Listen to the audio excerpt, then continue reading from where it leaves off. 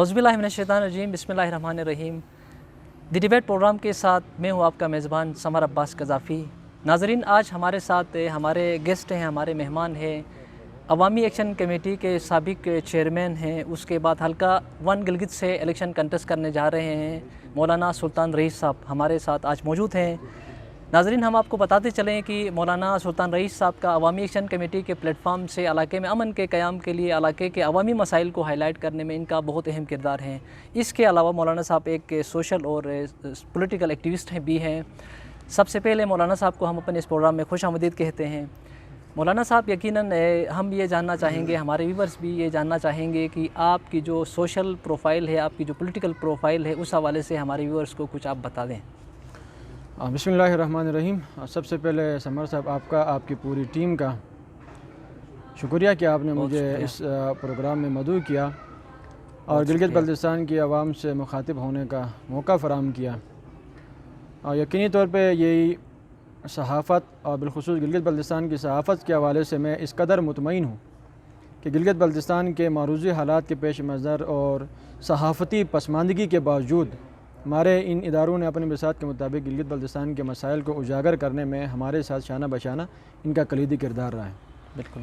और जहाँ तक आपके सवाल का ताल्लुक़ है, देखिए, मैं ज़ाती तौर पे इब्तदाई जो तालीम हमारी गिलगित में ही सकारपी में मेरी रही है और उसके बाद में दरस निज़ामी जो हमारे एक आलिम का कोर्स करने के लिए मैं कराची में भी मैंने कुछ साल गुजारे हैं, लाहौर में भी मैंने कुछ साल गुजारे हैं, इस्लामाबाद में भी मैंने कुछ साल गुजारे और साथ ही दीगर जो ना प्राइवेट सेक्टर पे भी जो तालीम के मामला से हम गुज़रना हुआ।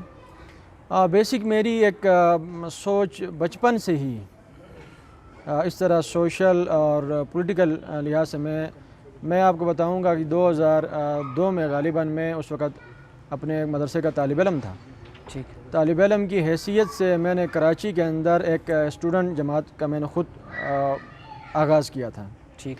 जिसमें मैंने गिलगित बल्तिस्तान के मदारिस के स्टूडेंट हों या कॉलेज यूनिवर्सिटीज़ के हों, मुल्ला मिस्टर की तफरीक को ख़त्म करने के लिए मेरी कोशिश रही थी।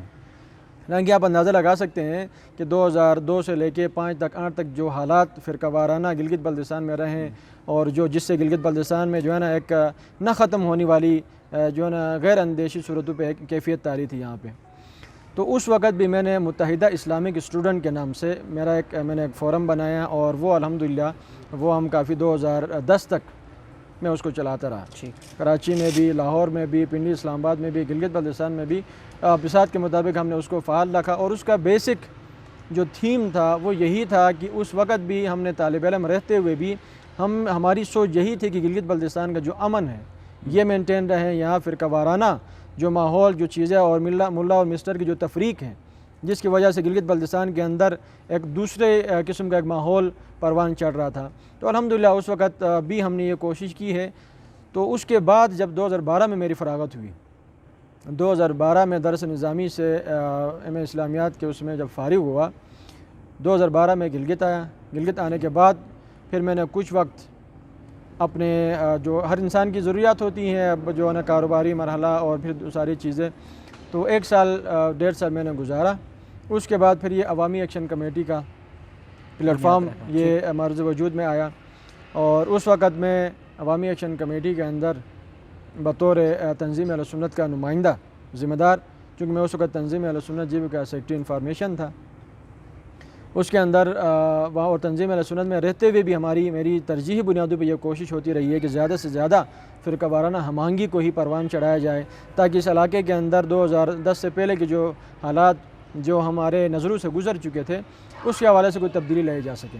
بعد میں مجھے جب اندازہ ہوا کہ گلگت بلتستان کے لیے بہترین اور موزوں ترین پلیٹ فارم جو کہ عوامی ایکشن کمیٹی کے نام سے مرز وجود میں آیا تھا، اس فورم میں اترنے کے بعد ہمیں اندازہ ہوا کہ گلگت بلتستان کے معروضی حالات کے پیش نظر اگر کوئی فورم جو گلگت بلتستان میں بلا تفریق مسلک، بلا تفریق قوم، نسل، جو بلا تفریق جو ہے نا لسانیت، اگر وہ نمائندگی کر سکتا ہے تو وہ عوامی ایکشن کمیٹی کے پلیٹ فارم ہے۔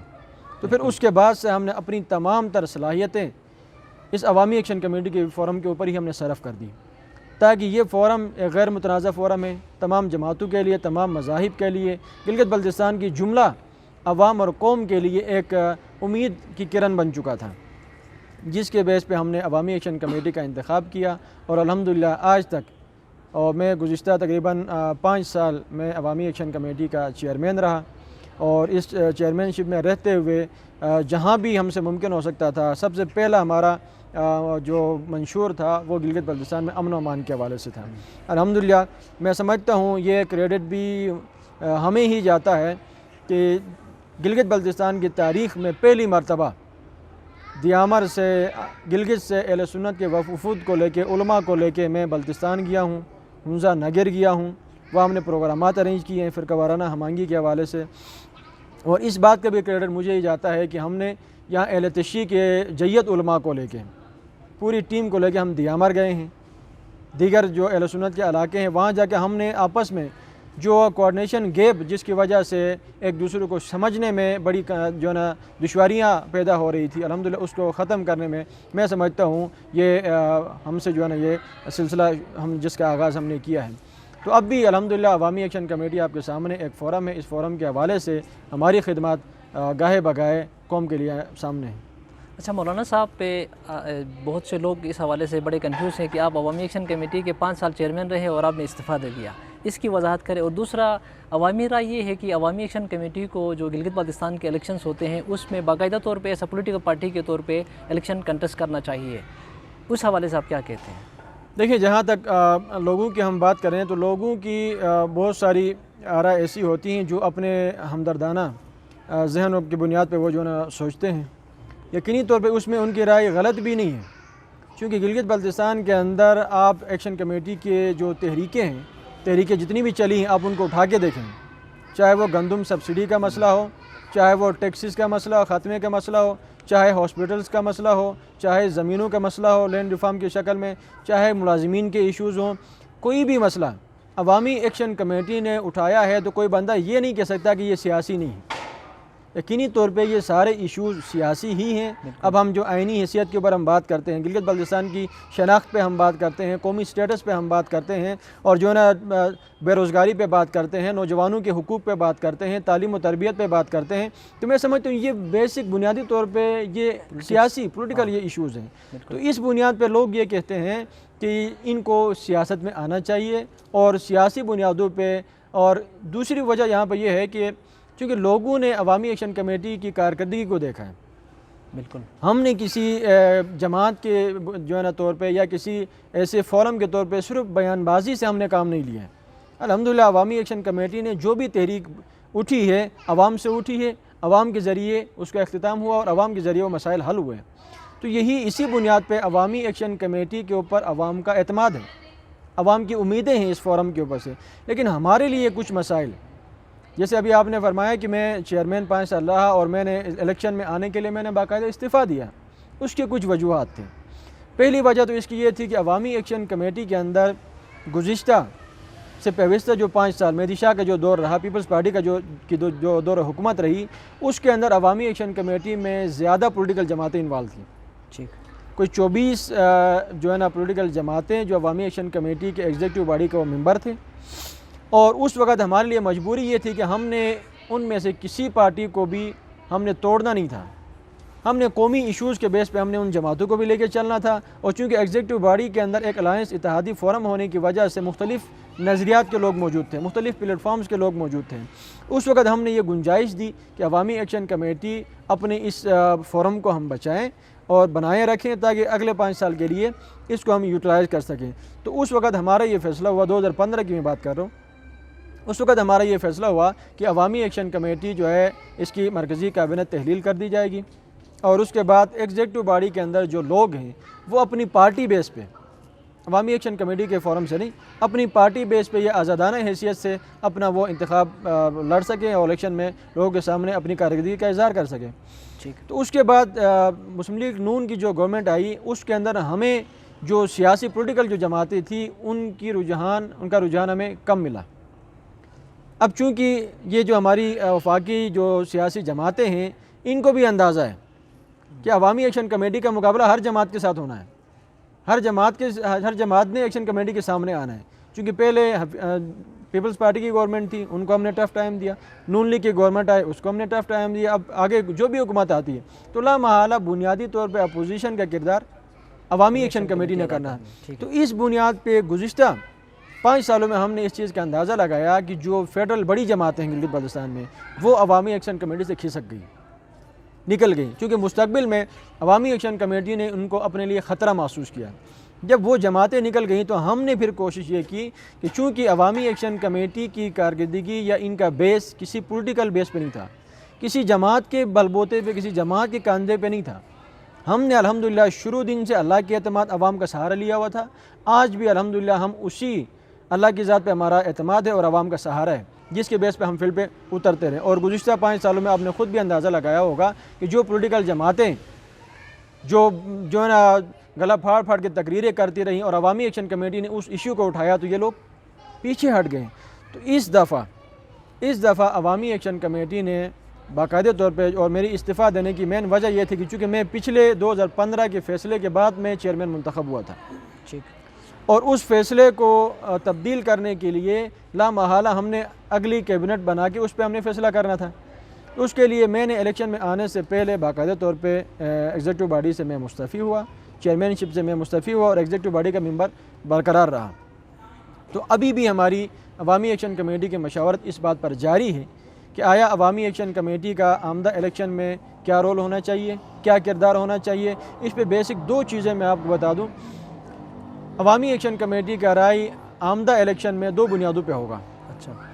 ایک، گلگت بلتستان کے اندر چونکہ ہمیں جو چیزیں نظر آ رہی ہیں کہ اس دفعہ موجودہ انتخابات فرقہ واریت کی طرف جانے کا اندیشہ ہے، فرقہ واریت کی طرف میں سمجھتا ہوں کوئی فرقہ مذہبی تنظیم نہیں لے کے جائے گی، قومی تنظیم نہیں لے کے جائے گی، یہی ہماری وفاقی سیاسی جماعتیں جو اینڈ الیکشن پہ آ کے جو ہے نا مذہب کا سہارا لیتے ہیں، مذہبی شخصیات کا کاندھا استعمال کرتے ہیں، اس دفعہ بھی وہی موضوع ہمیں آگے چھڑتا ہوا نظر آ رہا ہے۔ تو اس حوالے سے عوامی ایکشن کمیٹی کی مداخلت میں سمجھتا ہوں آمدہ الیکشن میں نہایت ضروری ہے، تاکہ اس فرقہ وارانہ، چونکہ ہمارا بیسک جو موقف ہے وہ گلگت بلتستان کا امن ہے، امن ہوگا تو ترقی ہوگی، امن ہوگا تو تعلیم ہوگی، امن ہوگا تو صحت برقرار ہوگی، اور امن ہوگا تو آپ کے آئینی ایشوز جو ہیں جن پہ بات کرنے کا موقع میسر ہوگا۔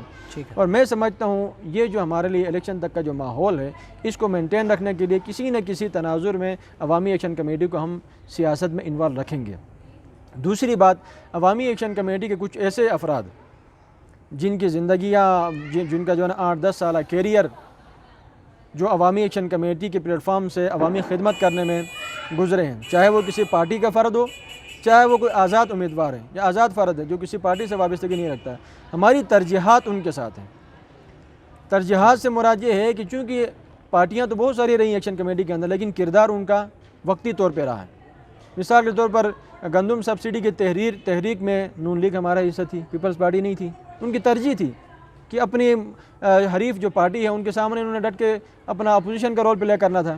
اب اس کے بعد گندم سبسڈی کے معاملے میں اور دیگر معاملات میں، ٹیکسز کے معاملے میں مختلف پارٹیاں ہماری ایکشن کمیٹی میں آتی رہی، جاتی رہی۔ تو اس پہ ہمیں یہ کیا ہے کہ انفرادی طور پہ ایگزیکٹو باڈی کے ممبر انفرادی طور پہ کسی ایسے فرد کی جو باکردار ہوں، عوامی ایکشن کمیٹی کے پلیٹ فارم سے ان کی خدمات بھی ہوں، آزادانہ طور پہ ہم ان کی انشاءاللہ بھرپور حمایت کریں گے۔ ٹھیک۔ اچھا مولانا صاحب، جیسا کہ آپ نے نشاندہی کیا کہ آنے والے الیکشن میں فرقہ وارانہ ماحول کو جو ہے وہ رنگ کو، کلر کو پروموٹ کرنے کی کوشش کی جا رہی ہے، تو ایسی صورتحال میں عوامی ایکشن کمیٹی کے پلیٹ فارم سے آپ لوگوں نے امن کے لیے بھی بہت اہم کردار ادا کیا ہے، مستقل علاقے میں امن کے لیے کیا کچھ کرنے کی، کیا اقدامات اٹھانے کی ضرورت ہے؟ دیکھیے، میں نے تو جیسا بھی میں نے اشارتاً آپ کو فرمایا، امن کے لیے ہم ہر کردار ادا کریں گے۔ ٹھیک ہے۔ چاہے امن کے لیے ہمیں کسی بھی فورم کے ساتھ ٹکرانا پڑے، किसी भी पार्टी के साथ स्टैंड लेना पड़े, किसी भी हुकूमत के साथ या किसी भी इदारे के साथ हमें टकराना पड़े, तो अमन के लिए हम इंशाल्लाह हर हद तक जाएंगे, क्योंकि हमें पता है कि इस इलाके की बदअमनी ने हमें कितना जो है ना बैकवर्ड कर दिया है, कितना हमें नुकसान पहुंचा है, कितना हमारा इस्तेहसाल हुआ है। लिहाजा सबसे पहला हमारा टारगेट जो हमारा मंशूर है, हमारा जो तरजीही बुनियादों पे जिस पे हम काम कर रहे हैं, वो इलाके का अमन है। इंशाल्लाह ये किसी भी जमात को इस बात की अब उम्मीद नहीं होनी चाहिए कि गिलगित बल्तिस्तान दोबारा से फिर वारियत की तरफ जाएगा। इंशाल्लाह हमसे जो भी मुमकिन होगा हम अमन के लिए हर मुमकिन किरदार अदा करेंगे। अच्छा मौलाना साहब, अवामी एक्शन कमेटी ने जहाँ पे अमन के लिए किरदार अदा किया, वहीं पे गंदम सब्सिडी की बहाली और इस इशू पे भी बहुत अहम किरदार अदा किया है। गिलगित बल्तिस्तान के अंदर अगर हम देखते हैं तो डेफिनेटली एक सब्सिडी यहाँ के लोगों का राइट है, वहीं पे गिलगित बल्तिस्तान के अवाम में थोड़ी जो है वो सुस्ती भी आ गई है। मीन्स ये जो गंदम की हम सब्सिडी खा रहे हैं, जिसकी वजह से हम थोड़े ऐशपरस्त हो गए हैं, हमने अपना जो ज़मीन है, अपनी फसलें वहाँ से उगाना जो है वो छोड़ दिया है, इससे उसके नेगेटिव इफ़ेक्ट्स भी आ रहे हैं। तो ऐसी सूरत हाल में हम अपने इंडिपेंडेंट अपने आप को इकोनॉमिली अपने आप को स्ट्रेंथन करें, अपना एग्रीकल्चर वाइज अपने आप को स्ट्रेंथन करें, इस हवाले से कोई आपकी अल्टरनेट कोई सोल्यूशन है आपके पास? नहीं, देखिए ये दो मुख्तलिफ चीज़ें हैं। एक चीज़ तो यहाँ पे हुकूमत का करने का काम है, दूसरा तो सूबाई गवर्नमेंट है। अब ये चीज़ें सूबाई गवर्नमेंट ने सोचना है कि भाई कहाँ पर ज़मीन बंजर है और उसको किस तरह आबाद करना है और किस पर्पज़ के लिए इसको यूटिलाइज़ करना है, ये सूबाई गवर्नमेंट का काम है। दूसरी बात, यहाँ पर हमेशा बात आती है सब्सिडी की। मैं अमूमन हमेशा तौर पे ये कहता हूँ कि आप इस्लामाबाद मेट्रो की मिसाल ले लें। इस्लामाबाद मेट्रो में यकीनन हर बंदा जब सफ़र करता है, और डेली 3 लाख के करीब बंदा उसमें सफ़र करते हैं, 3 लाख के करीब लोग सफ़र करते हैं। उसका ओरिजिनल किराया 60 रुपये होता है, जबकि लिया जाता है 20 रुपये। 40 रुपये पर टिकट सब्सिडी है, 40 रुपये पर टिकट। अगर इस हिसाब से लगाएं तो साल में जो मेट्रो का जो बजट बनता है सब्सिडी का, वो गंदम का नहीं है, गिलगित बल्तिस्तान का। ठीक है, ये बात, इस बात को समझने की ज़रूरत है। या गिलगित बल्तिस्तान के लोग गुर्बत की वजह से सब्सिडी नहीं ले रहे हैं, पसमानदगी की वजह से नहीं ले रहे हैं, या फ़क्र व फाका की वजह से नहीं ले रहे हैं। अल्हम्दुलिल्लाह बात आपकी ठीक है, गिलगित बल्तिस्तान में एक ज़िला जो है ना पूरी जीबी को गंदम फराहम कर सकता था। मसला यहाँ पर यह आता है कि गंदम सब्सिडी हमारी शनाख्त है, गिलगित बल्तिस्तान का पाकिस्तान के साथ ताल्लुक़ और रिश्ते की यह निशानी है। अगर ये जो सब्सिडी ख़त्म करते हैं, गिलगित बल्तिस्तान के लोग भूखे नहीं मरेंगे, कोई फ़र्क नहीं पड़ना है। दूसरा जो चैप्टर यहाँ पे आता है कि लोग अयाश परस्त हो गए, लोगों ने अपनी ज़मीनों पे तवज्जो देना छोड़ दी। इसमें भी हकीकत है, इसमें अवामी कमज़ोरी नहीं है, इसमें कमज़ोरी गवर्नमेंट की है, क्योंकि हमारे पास वो रिसोर्सेज नहीं है, वो शूर नहीं है, ठीक है, वो हमारे पास वो मौक़े नहीं है। अब मिसाल के तौर पर आप कोई ऐसा बंजर इलाका, अभी पिछले दिनों ये एक लैंड रिफॉर्म एक्ट बिल्कुल इसको लाने की कोशिश की गई कि भाई यहाँ पे जो है ना कुछ ज़मीन सरकार की होंगी, कुछ ज़मीन अवामी मिल्कियत होंगी, और यहाँ हमारा एग्रीकल्चर का डिपार्टमेंट मौजूद है, दीगर मामलात हैं। इस वक्त आप देखें गिलगित बल्तिस्तान के लोगों को पीने का पानी नहीं है। इतना बड़ा दरिया जो पूरे पाकिस्तान, पूरे पंजाब को सैराब कर जाता है, लेकिन इसके किनारे पर जो लोग ज़िंदगी गुजार रहे हैं उनको पीने का पानी नहीं है। जो गवर्नमेंट लोगों के प्यास बुझाने के लिए पानी फराहम नहीं कर सकती है, तो वो ज़मीनों के लिए कहाँ पानी फराहम करेगी? बिल्कुल ऐसा ही है। आप देखे जाएं, जहाँ जहाँ पानी मुमकिन है लोगों की काश्तकारी भी हो रही है। हाँ, इतना ज़रूर है कि अगर जब गंदम जो है ना सब्सिडी हासिल है तो लोग गंदम काश्त नहीं करते हैं, आलू काश्त करते हैं, दीगर जो सब्जियाँ काश्त करते हैं, दीगर वो चीज़ें। ज़मीन ज़ाया नहीं है, जो ज़मीन गिलगित बल्तिस्तान में मौजूद है वो ज़ाया नहीं है। वरना होता क्या था, आज हमारी जो है ना सब्ज़ी भी मानसरा से आनी थी, हमारा जो है ना हर चीज़, एक टमाटर प्याज तक हम पाबंद थे कि हमने जो है ना मानसरा का खाना था, इंपोर्ट करना था। तो आज देखें बहुत सारी चीज़ों में लोकल सब्ज़ियाँ हमारी यहाँ पर मुयस्सर हैं, लोकल मार्केट में अपनी सब्ज़ी मुयस्सर है। तो कहने का मकसद ये है कि गवर्नमेंट की अगर तवज्जो हो तो गिलगित बल्तिस्तान के अंदर मज़ीद एग्रीकल्चर के हवाले से ज़मीनों को आबाद किया जा सकता है, और ये जो लोगों की सुस्त रवि है इसको ख़त्म करने के लिए मुतबादिल फ़ोरम दिया जा सकता है। ज़रूरी नहीं कि गंदम काश्त करके लोगों को मसरूफ़ किया जाए। भाई उस ज़मीन के ऊपर एग्रीकल्चर की ज़िम्मेदारी है, वहाँ मुतारफ़ कराएँ, आलू की काश्त को कराएँ, भिंडी की कराएँ, मटर के कराएँ, बहुत सारी और वो सारी चीज़ें हैं। अच्छा नाज़रीन, यहाँ पे लेंगे एक छोटा सा ब्रेक, मिलते हैं ब्रेक के बाद।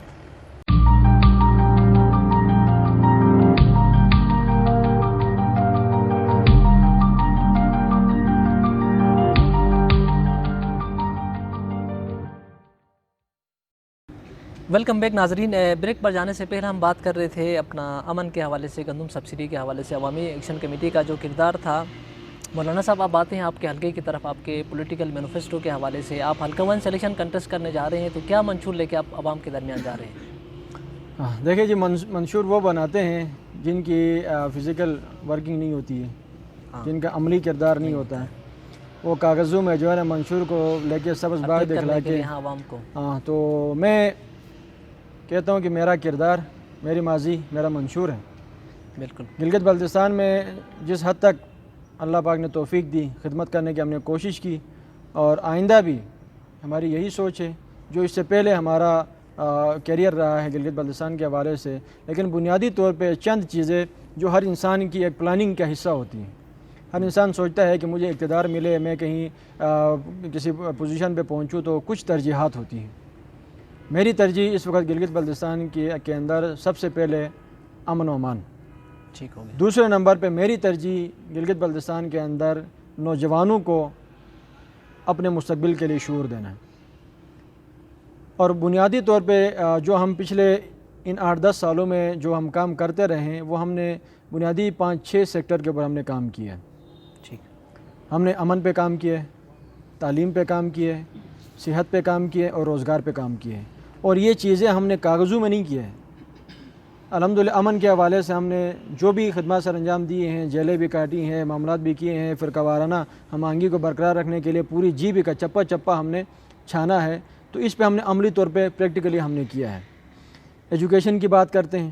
ایجوکیشن کے حوالے سے کشمیر تک جا کے ہم نے یہ کوشش کی ہے کہ ہمارے زیادہ سے زیادہ وہاں جو تعلیمی ادارے ہیں ان کو کوٹا ممکن ہو پورے پاکستان میں چل کے. اور گلگت بلتستان کے حوالے سے جو ہے نا تعلیمی اداروں کے فروغ کے لیے ہم نے کلیدی طور پہ عملی طور پہ کردار ادا کرنے کی کوشش کی ہے. اور تیسرے نمبر پہ جو آپ ہیلتھ کی بات کرتے ہیں, 2013 سے لے کے آج کے دن تک, جب گلگت بلتستان کے اندر 2013 میں جس بندے کے پاس جیب میں 500 روپے نہ ہو وہ ہاسپٹل نہیں جا سکتا تھا. کیوں؟ آپ گیٹ سے داخل ہوتے تو 20 روپے اس نے پرچی کا لینا تھا, 60 روپے اس نے الٹراساؤنڈ کا لینا تھا, 100 روپے اس نے ڈاکٹر فیس کا لینا تھا. یہ ساری چیزیں مل ملا کے کوئی 500 کا نوٹ جس کی بندے کے غریب کے جیب میں نہ ہو وہ ہاسپٹل نہیں جا سکتا تھا, گورنمنٹ ہاسپٹل. اور الحمدللہ ہماری ہی تحریک جب پچھلے اس کی پیپلز پارٹی کی حکومت تھی آخری میں, اس وقت ہماری اس تحریک کے بدولت آج جو ہے نا قانونی طور پہ 5 روپے کا سکہ ٹوٹل فیس ہے, انٹری فیس ہے. اس کے علاوہ کسی قسم کے چارجز کسی گورنمنٹ ہاسپٹل میں قانونی طور پہ یہ لوگ نہیں لے سکتے, جس پہ ہم نے الحمدللہ عوام کو ریلیف دینے کی کوشش کی ہے. اس کے بعد آگے جب جاتے ہیں روزگار کے حوالے سے, اس وقت گلگت بلتستان میں روزگار کے حوالے سے جو عوامی ایکشن کمیٹی کا کردار رہا ہے کہ ہم نے کھل کے میدان میں ملازمین کے ساتھ جس حد تک ہم نے جو کچھ اداروں کو ہم نے فوکس کیا, جن میں سے آپ مثال لے لیں جی بی کونسل, یہ ہمارا قومی ادارہ ہے. سپریم اپیلیٹ کورٹ ہمارا قومی ادارہ ہے. ناٹکو یہ ہمارا قومی ادارہ ہے. ان اداروں کو ہم نے فوکس کیا اس لیے کہ اس ادارے کے اندر تو غیر مقامی کسی ایک فرد کا بھی ہونا غیر قانونی, غیر جمہوری, غیر اخلاقی عمل ہے. اور رہی بات دوسرے جو ہمارے فیڈرل جو پوسٹ ہیں, دیگر جو وفاقی محکمے ہیں, ان کے اندر بھی ہم نے جب محسوس کیا گلگت بلتستان کے اندر گلگت بلتستان کے ساتھ زیادتی ہو رہی تھی, اس پہ بھی الحمدللہ ہماری جدوجہد اس قدر ہوئی ہے. آج کچھ ایسے اہم پوسٹ, ایسے اہم سیکٹریز لیول کے پوسٹ جہاں گلگت بلتستان کے لوکل ڈومیسائل ہولڈر کو برداشت نہیں کیا جاتا تھا, آج الحمدللہ میں گنواؤں گا نہیں, ایسے بے تحاشا آپ کو پوسٹ ملیں گے جہاں گلگت بلتستان کے آپ کے سن آف سائل بیٹھے ہوئے اپنی خدمات سر انجام دے رہے ہیں. تو ہم مزید ہمارا ڈیمانڈ یہ ہوتا ہے کہ گلگت بلتستان کے اندر بھائی دیکھیں, آپ کسی بھی معاملے میں گلگت بلتستان کو جب آپ جوڑتے ہیں, گنتے ہیں, نتھی کرتے ہیں تو آپ کشمیر کے ساتھ کرتے ہیں. تو ہم نے ان کو یہ کہا کہ بھائی ٹھیک ہے, اگر ہمارا سسٹم کسی بھی حوالے سے کشمیر کے ساتھ ہے تو بیوروکریسی میں بھی ہمارا فارمولہ کشمیر طرز کا ہونا چاہیے, جہاں جو ریاستی امور کے علاوہ جو 3-4 ہمارے جو اہم عہدے ہیں جو جس طرح کشمیر کے اندر ہے, اکاؤنٹنٹ جنرل اور جو نا چیف سیکرٹری اور یہ جو آئی جی پی وغیرہ ہیں, ان کے علاوہ باقی آپ جی بی کو اوپن کریں. چونکہ گلگت بلتستان کے اندر میں سمجھتا ہوں اس وقت کوئی پرائیویٹ سیکٹر نہیں ہے, پرائیویٹ انڈسٹریل کوئی زون یہاں پر نہیں ہے. نہ ہونے کی وجہ سے ہمارا ٹوٹل جو فوکس ہے وہ گورنمنٹ جابز ہے. اب اس میں ہمارے جو ہے نا آپ دیکھ رہے ہیں کہ ہزاروں لاکھوں ڈگری بردار نوجوان ہمارے خوار ہو رہے ہیں, بے روزگار ہیں. اب ظاہر ہے دیکھو بے روزگاری کی آپ کی شرح بڑھتی جائے گی تو کل تک تو ہمارے یہاں فرقہ وارانہ ماحول تھا، مذہب کے بنیادوں پہ قتل و غارت تھی۔ اگر یہ سلسلہ اگر مزید اس طرح ہمارے نوجوان بے روزگار ہوتے رہے تو معیشت کے لیے ایک دوسرے کو ماریں گے، معیشت کے حوالے سے یہاں پہ قتل و غارت ہوگی۔ تو ہم سمجھتے ہیں گلگت بلتستان کو اپنے پیروں پہ کھڑا کرنے کے لیے، اور اس پہ الحمدللہ ہم نے عملی طور پہ صرف یہ نہیں کہ ہم نے گورنمنٹ سیکٹر کے اوپر ہم نے محنت کی، ہم نے جو ہمارے لوکل ادارے ہیں، اب جی بی کونسل کا میں نے آپ کو مثال دیا، جی بی کونسل کے اندر 4 سے 5 ہمارے جی بی کے ڈومیسائل ہولڈر ہیں، باقی غیر ڈومیسائل ہولڈر وہاں پر بیٹھے ہوئے ہیں۔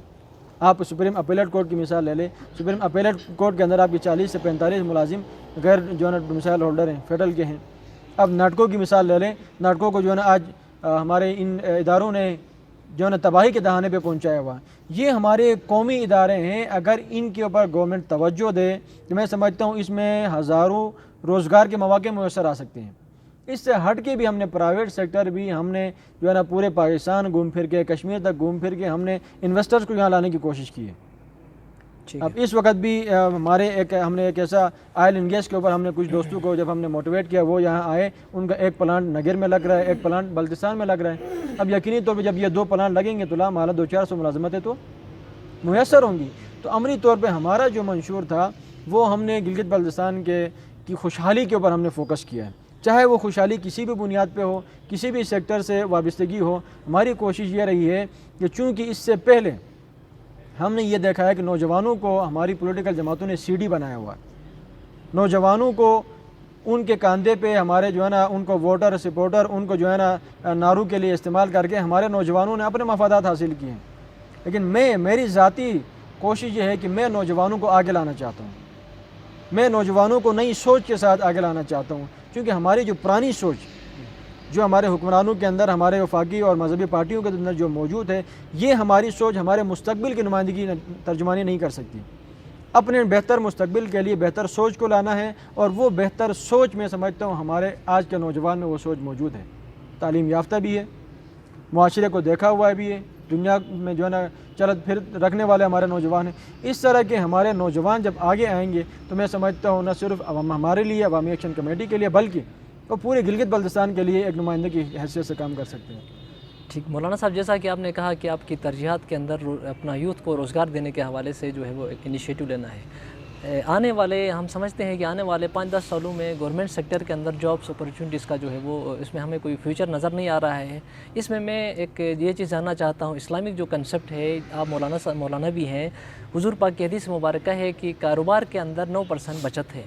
تو ہمارے نوجوان کو آپ نے اسی کنٹیکس میں آپ نے میسیج دینا ہے کہ وہ کس طرح جو ہے وہ ہم ہر بندہ اپنا گورنمنٹ جاب کے لیے ہم اپلائی کرتے ہیں، اس میں تو ہمیں کوئی مستقبل بھی نظر نہیں آ رہا ہے، اور کتنے لوگوں کو گورنمنٹ جابس ملیں گی۔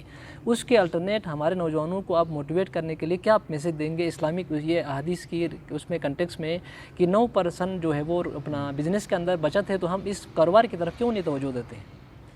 بالکل جی، آپ کی بات درست ہے۔ حدیث کا مفہوم ہے کہ اللہ پاک نے رزق کے 10 حصے رکھے ہوئے ہیں دنیا کے اندر، اور 10 حصوں میں سے 9 حصے اللہ پاک نے تجارت میں رکھے ہیں، کاروبار میں رکھے ہیں، اور باقی 1 حصہ آپ کی ملازمات، آپ کے دیگر معاملات اس کے اندر پھیلا ہوا ہے۔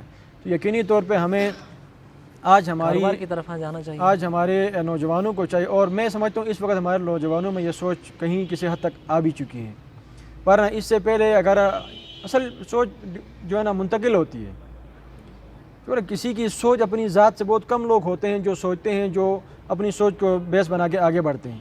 ہمارا معاشرہ یہ تھا کہ ہم سوچ بھی اڈاپٹ کرتے ہیں، ہم پالیسی بھی لوگوں سے لیتے ہیں، ہم جو ہے نا آئیڈیاز بھی لوگوں سے ہی لیتے ہیں، جس کی وجہ سے ہم اگر چڑھتے بھی ہیں تو کسی کے حق میں استعمال ہوتے ہیں، گرتے بھی ہیں تو کسی کے مفاد میں استعمال ہوتے ہیں۔ تو آج ہمیں یہ چاہیے کہ اس وقت میں سمجھتا ہوں کہ یقینی طور پہ آپ دیکھیں گلگت بلتستان کو پورے پاکستان سے اگر آپ کمپیئر کریں تو سب سے زیادہ ریشیو ملازمتوں کا یہاں پہ ہے، 25% ہے، 25% دیکھیں نا۔ اب بلوچستان سب سے پسماندہ ترین صوبہ پاکستان کا ہے، وہاں جو ہے نا 8 سے 9% آپ کی شرح ہے سرکاری ملازمتوں کی، جبکہ گلگت بلتستان کے اندر 24% کراس ہے۔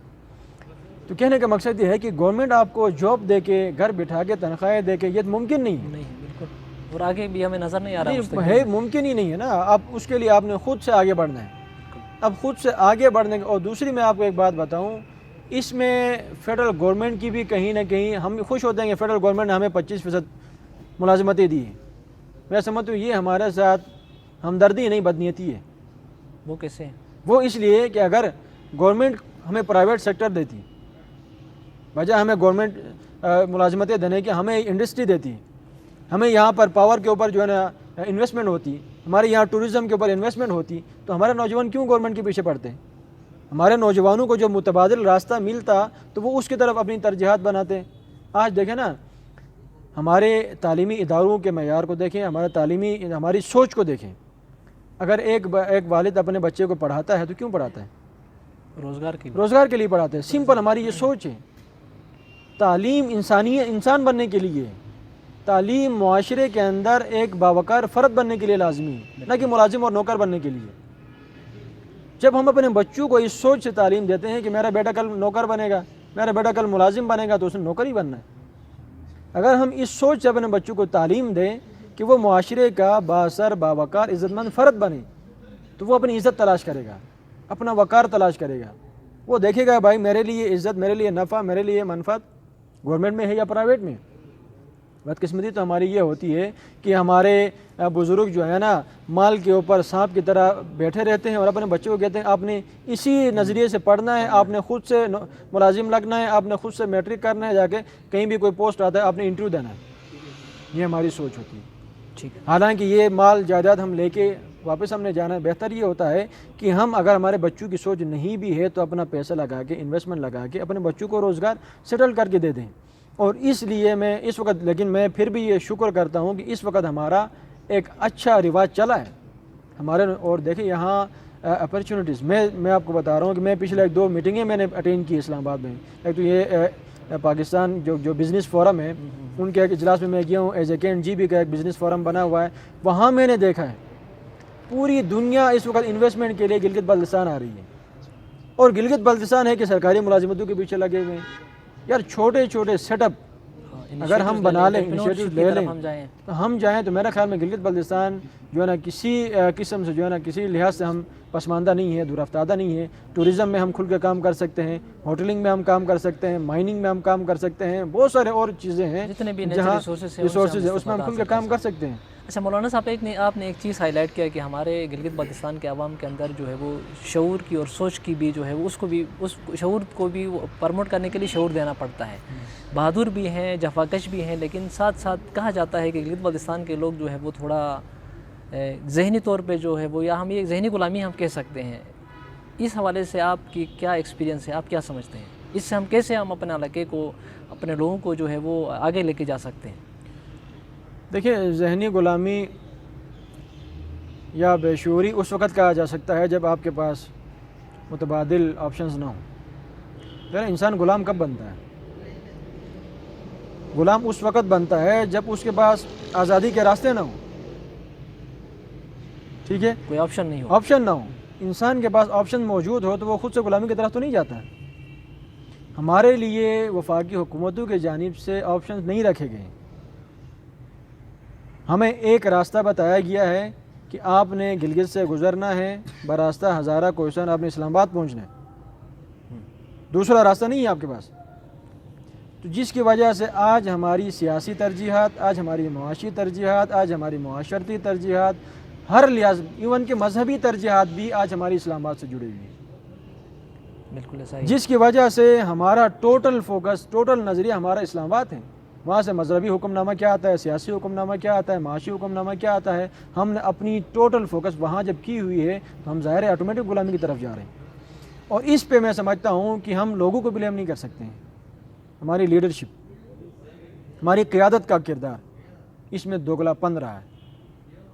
ہماری لیڈرشپ میں نااہلی تو وہ الفاظ نہیں کروں گا، ہمارے بزرگ ہیں، لیکن وہ کمزوری ضرور رہی ہے۔ وہ کمزوری رہی ہے جنہوں نے گلگت بلتستان کے مستقبل کو اپنی پارٹی کے منشور میں دیکھا ہے، بالکل ایسا ہی، پارٹی بیس پہ جی بی کو چلانے کی کوشش کی ہے۔ جتنی بھی وفاقی پارٹی، مجھے بتائیں جو بھی وفاقی پارٹیاں یہاں گلگت بلتستان میں اقتدار میں رہی ہیں، عوام کے لیے انہوں نے کیا کیا؟ جو بھی پارٹی آئی ہے اس نے گلگت بلتستان کے لوگوں کو اپنے فورم سے عوامی سہولتکار بنانے کی کوشش کی ہے۔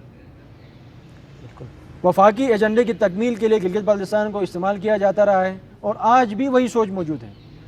اس کی واضح مثال آپ کے سامنے ہے نا۔ فیڈرل میں جس کسی پارٹی کی حکومت آتی ہے تو یہاں گلگت بلتستان میں وہ ٹرک کی بتی جلنا شروع ہو جاتی ہے جس کے پیچھے لوگوں کو چلایا جاتا ہے کہ بھائی دو فیڈرل میں اس کی حکومت ہے، اس کی حکومت میں جڑیں گے تو آپ کو یہ معاملات ملیں گے۔ مجبوری غلامی کا بیسک جو کانسیپٹ یہاں سے شروع ہو جاتا ہے۔ تو اس کے لیے ہم یہ چاہتے ہیں کہ بھائی سب سے پہلے ہم نے اس سلسلے کو ترک کرنا ہے، جو ہمارا راستہ ہے یا جو ہمارا راستہ ہے۔ میں عموماً یہ میں کہا کرتا ہوں کہ یہ آپ کا شارع کراکرم یہ 64 میں اس کا کام شروع ہوا نا، 64 میں شروع ہوا، جا کے 78 میں جا کے اس کا 70s میں، ہاں اس کا جو ہے نا وہ یہ مکمل ہوا۔ اس سے پہلے ہمارا راستہ کیا تھا؟ راستہ کشمیر تھا، استور براستہ مظفر آباد، یہ ہمارا وہ سارا سلسلہ تھا۔ آج وہ راستہ بند کیوں ہے؟ آج دیکھیں میں یہ بات کہیں اور کی طرف جا رہی، میں بتانا اس لیے ضروری سمجھتا ہوں کہ ہمیں ہماری ذہنیت کو محدود کرنے کے لیے ہمیں ایک راستہ لگایا گیا۔ اگر ہمارا راستہ جانا اسلام آباد سے آنا مظفر آباد سے ہوتا تو دروازے کھل جاتے۔ ہم یہاں بھی دیکھتے وہاں بھی دیکھتے، جہاں ہمیں سہولت ملتی ہے وہاں سے ہم اپنے معاملات کو آگے بڑھاتے ہیں۔ دیکھو نا 64 کے بعد جب یہ آپ کا 78 کے بعد یہ آپ کا یہ کراکرم بنا تو وہ بند ہو گیا، اور آج ہمیں یہ کہا جاتا ہے بھائی آپ کشمیر کا حصہ ہیں، آپ کشمیر کے ساتھ جڑے ہوئے ہیں۔ یار کوئی خطہ کسی کے ساتھ جڑتا ہے تو دو بنیادوں پہ جڑتا ہے، ایک اس خطے کے ساتھ نظریاتی ہم آہنگی ذہنی ہم آہنگی ہوتی ہے، دوسرا زمینی روابط ہوتے ہیں۔ آج آپ نے کشمیر کے ساتھ نہ ہمارے ذہنی ہم آہنگی کو رکھا، نہ ہماری زمینی روابط کو آپ نے قائم رکھا، تو آج ہمیں کیسے آپ اس بات پہ قائل کریں گے کہ ہم جو ہے نا کشمیر کا حصہ ہیں یا ہم مسئلہ کشمیر کا حصہ ہیں؟ بالکل۔ آج تو ہم ہر لحاظ سے یہ کہتے ہیں کہ ہم کل تک، جب دیکھو 64 سے پہلے ہمارے ترجیحات کشمیر کے لیے مثبت تھے۔ بہت سارے آپ کرنل مرزا حسن خان کی کتاب اٹھائیں اور دیگر معاملات، بہت ساری کتابیں آپ اٹھائیں جی بی کے حوالے سے، ترجیحات آپ کو کشمیر کے ساتھ جی بی کی جڑتی تھی۔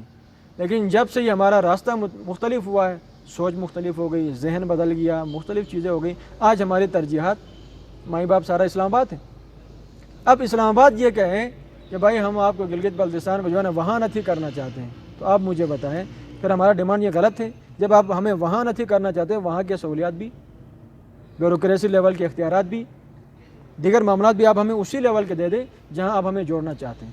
تو بیسک چیز عرض کرنے کا مقصد یہ ہے کہ ہماری لیڈرشپ اور وفاقی پارٹیوں کا میں سمجھتا ہوں گلگت بلتستان کے لوگوں کو اس طرح پسماندہ سوچ کے حامل رکھنے میں ان کا کلیدی کردار ہے۔ اچھا مولانا صاحب، آپ نے کہا کہ ہماری قوم کو جو ہے وہ ٹرک کی بتی کے پیچھے لگایا گیا ہے اور ایک راستہ دکھایا گیا ہے، تو ہم دروازے کی بات کرتے ہیں تو ابھی اکنامک کوریڈور بھی یہاں سے گزر رہا ہے، ایک ایسا دروازہ ہے جہاں سے بہت سے دروازے کھلتے ہیں، تو ایسے اس میں کیا فیوچر میں گلگت بلتستان کا ہم اپنے بہتر مستقبل کے لیے، علاقے کی ترقی اور خوشحالی کے لیے ہم کوئی اور راستے کی طرف یا کوئی اور دروازے کی طرف بھی ہم جا سکتے ہیں جس سے ہمارا علاقہ ترقی کر سکے؟ دیکھیں ظاہر ہے انسان کے لیے ایک راستہ بند ہوتا ہے دوسرے کی تلاش کرتا ہے، کھل جاتے ہیں راستے، کھل جاتے ہیں۔ اور اس وقت جو آپ نے سی پیک کی بات کی، اکنامک کوریڈور کی بات کی، اس سے جہاں ملک پاکستان کو فائدہ ہونا ہے، اگر پاکستانی حکمران چاہے تو گلگت بلتستان کو بھی فائدہ ہونا ہے، اس میں کوئی دو رائے نہیں ہے۔ لیکن سوال یہ پیدا ہوتا ہے اب تک کیا فائدہ ہے؟ ہوگا والی بات تو کل کی ہے، ہاں آج کیا فائدہ ہے اس کا؟ ہم نے آج پہ بات کرنی ہے۔ ٹھیک ہے، آج پہ اگر ہم بات کرتے ہیں تو اس وقت گلگت بلتستان کو اس کا کوئی فائدہ نہیں ہے، ایک آنے کا کوئی فائدہ نہیں ہے، کیونکہ میں سمجھتا ہوں گلگت بلتستان کے اندر اس اکنامک کوریڈور کے حوالے سے پاک چائنا کے جو بھی ایگریمنٹ ہیں، جتنے بھی قراردادیں ہیں، اس میں گلگت بلتستان کو براہ راست شریک ہونا چاہیے تھا۔ آج اگر آپ کے پارلیمنٹ میں، آپ کے جو ہے نا سینٹ میں بات کی جاتی ہے کہ گلگت بلتستان کو ہم صوبہ بنا رہے ہیں، تو آپ کیا سمجھتے ہیں؟ وہ عوام کے لیے؟ میں سمجھتا ہوں اسی اکنامک کوریڈور کے لیے، چونکہ اس اکنامک کوریڈور کو صاف راستہ فراہم کرنا ہے، موزوں ترین پلیٹ فارم دینا ہے، جس کے لیے آپ کو آئین کے ساتھ جوڑا جا رہا ہے۔ آپ کو اس آئین میں لایا نہیں جا رہا ہے، جوڑا جا رہا ہے آپ کو، تاکہ اس جوڑ کے ذریعے سے جو چیزیں غیر قانونی طور پہ لے جانے کی کوشش کی جا رہی ہے وہ آئینی قانونی طور پہ لے جایا جا سکے۔ ہمارے لوگ اس وقت، ٹھیک ہے صوبے سے ہمیں اختلاف نہیں ہے، صوبہ ملے، پراپر صوبہ ملے جس میں سارے اختیارات ہوں قانون سازی کے۔ اب پچھلے ہی دنوں کی میں بات ہے، اب یہ گلگت بلتستان کو ریجن بنانے کے حوالے مجھے جی پی او کو ملازمین نے کال کیا، مجھے کہا کہ ہمیں جو ہے ایک پہلے تو ایک نوٹیفیکیشن آیا کہ آپ اپنے معاملات کریں، ہم جی بی کو ایک ریجن بنا رہے ہیں، جی پی او کو، جنرل پوسٹ آفس کو، تو ان کا کہنا یہ ہے کہ انہوں نے اپنے ڈاکومنٹیشن کاغذات وغیرہ ساری وہ کر دی. اب پچھلا جو نوٹیفیکیشن ہے ان کو مظفر آباد ریجن کے ساتھ جوڑ دیا. ہاں بھائی آپ صوبہ بنا رہے ہو تو ہمیں وہاں کیوں جوڑ رہے ہو؟ صوبہ بننے جا رہا ہے نا تو جوڑ دو پاکستان کے ساتھ، یا پھر ہم اپنا ایک ریجن بنا دو. صوبہ ہے، صوبے کے اپنے معاملات ہونے چاہیے. اب آپ آ جائیں، صوبہ بنتا ہے آپ کی گلگت بلتستان کے اندر سپریم اپیلیٹ کورٹ، آپ کا جی بی کونسل، مجھے بتائیں آپ کے کون سا ایسا صوبہ ہے جس کے اندر 2 سینٹ موجود ہو؟ G B council G B کا سینٹ ہے ایک حساب سے، اور آپ کا سپریم اپیلیٹ کورٹ آپ کا سپریم کورٹ ہے. کیا صوبے کے اندر کوئی سپریم کورٹ ہو سکتا ہے؟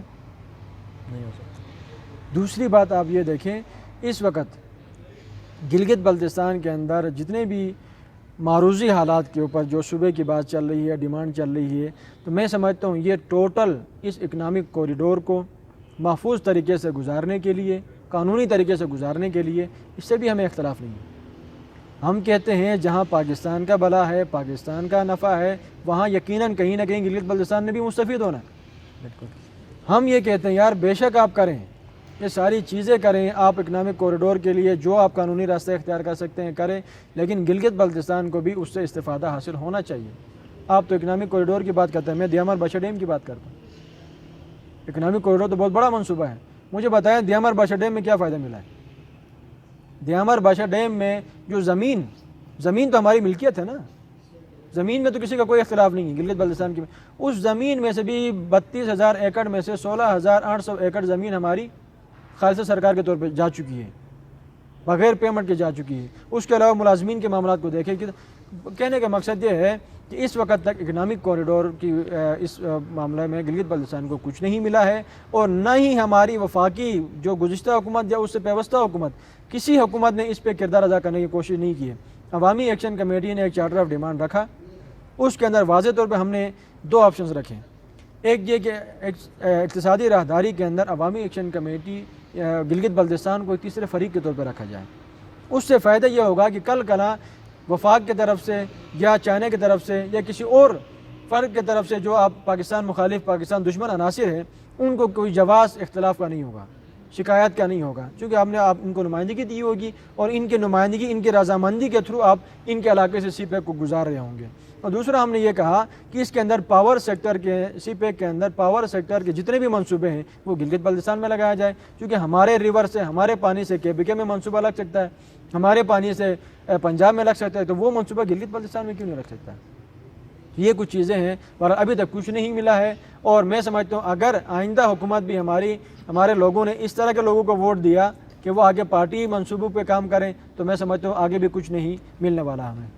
اچھا مولانا صاحب، گلگت بلتستان کی جو اس وقت متنازع سٹیٹس ہے اس کو مد نظر رکھتے ہوئے، اور اس وقت پاکستان کے اندر جو اس وقت اقتدار میں پارٹی ہے وہ ایک آئینی سیٹ اپ دینے جا رہی ہے گلگت بلتستان میں، ایسی صورتحال میں کیا پاسبلٹیز آپ کو نظر آتی ہیں؟ دیکھیے میں اس پہ تو میں سیدھے الفاظ میں 2 الفاظ میں یہ کہوں گا کہ پہلی بات تو ہے کہ پاکستان PTI تحریک انصاف کے پاس 2/3 میجارٹی نہیں ہے. ٹھیک ہے. اکثریتی رائے پارلیمنٹ میں بھی نہیں ہے، اور اس کے لیے لامحالہ دوسرے پارٹیوں کی ضرورت ہے، سپورٹ کی درکار ہے. اس کے لیے میں سمجھتا ہوں آج کل جو نواز شریف میاں صاحب کی جو منتیں ترلے ہو رہے ہیں وہ اسی لیے ہو رہے ہیں تاکہ ان کی بھی کوئی حمایت حاصل ہو. کہیں نہ کہیں یہ کوئی امینڈمنٹ کرنے جا رہے ہیں. ٹھیک ہے. تو اس کے لیے ہماری گزارش یہ ہوگی، آپ نے یار دیکھیں ابھی یہ کہا مشروط صوبہ، یہ مشروط صوبہ کیا ہوتا ہے؟ یا عبوری صوبہ، یا تو آپ آئین میں شامل کر دیں، آئینی صوبہ بنائیں، یا تو آپ آئین کے اندر امینڈمنٹ کریں، عبوری صوبہ بنائیں. 2 آپشنز آپ کے پاس ہیں.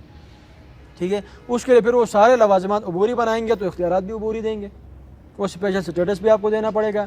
آئینی بنائیں گے تو اس کے لیے لازمی ہے کہ گلگت بلتستان کے اندر سب سے پہلے ایک بااختیار صوبائی سیٹ اپ آ جائے، یا کسی بھی لیول کا کوئی جو ہے نا بااختیار اسمبلی یہاں پر موجود ہو. اس کے قرارداد جو 74 کا جو ایکٹ ہے آپ کے سامنے کیسے بنا، اس طرح کی ایکٹیویٹیز کی جائے، آئین کے اندر ترمیم کی جائے اور گلگت بلتستان کو کوئی سیٹ اپ دیا جائے.